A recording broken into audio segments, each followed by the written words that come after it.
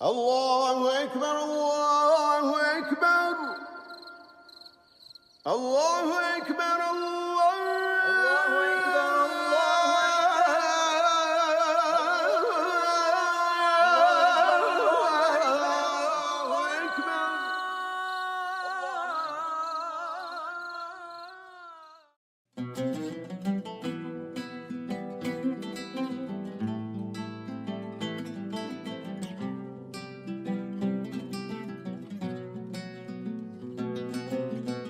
Ramazani është muaji I prehjes shpirtërore, me të cilin Allahu e ndëroi njerëzimin. Ramadan adalah pintu yang terbuka dari segala arah bagi manusia untuk kembali ke fitrahnya. Oraza, Rabbimizin bizge bergen nimetlerin eski alу үшін үлкен мүмкіндік. روژه زموږ د ورونو په وړاندې زموږ د زړونو کور او لاسونو خلاصول دي.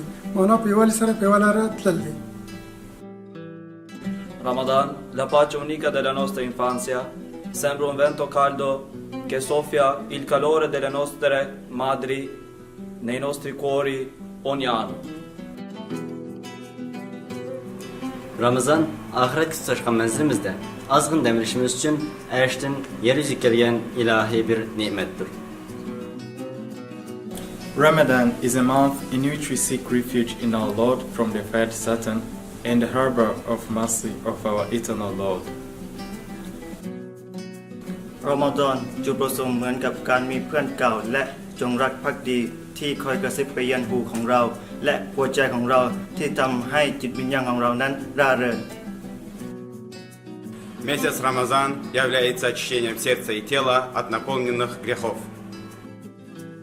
عن سلمان الفارسي رضي الله عنه أنه قال: خطبنا رسول الله صلى الله عليه وسلم في آخر يوم من شعبان فقال: يا أيها الناس، قد أظلكم شهر عظيم مبارك، شهر فيه ليلة خير من 1000 شهر، شهر جعل الله صيامه فريضة وقيام ليله تطوعا.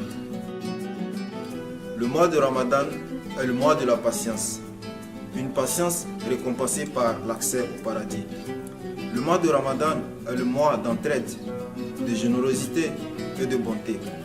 Le mois de Ramadan est le mois au bout duquel abonde la richesse du musulman.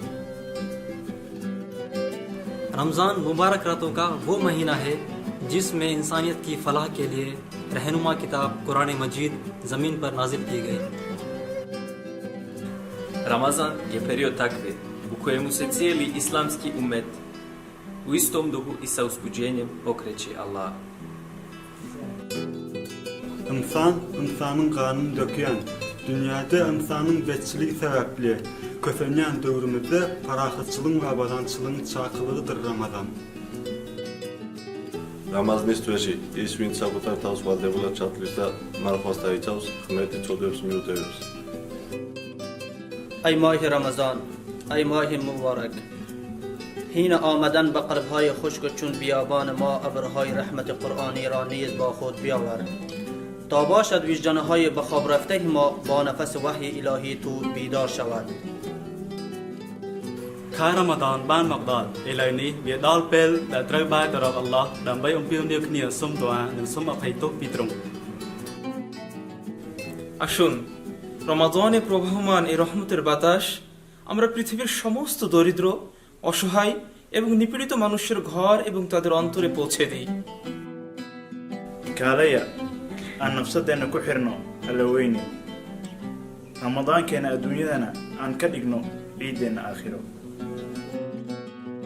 Gelin evveli rahmet, ortası mağfiret, sonu cehennemden kurtuluş olan Ramazan'da kardeşliğimizi kavi kılalım.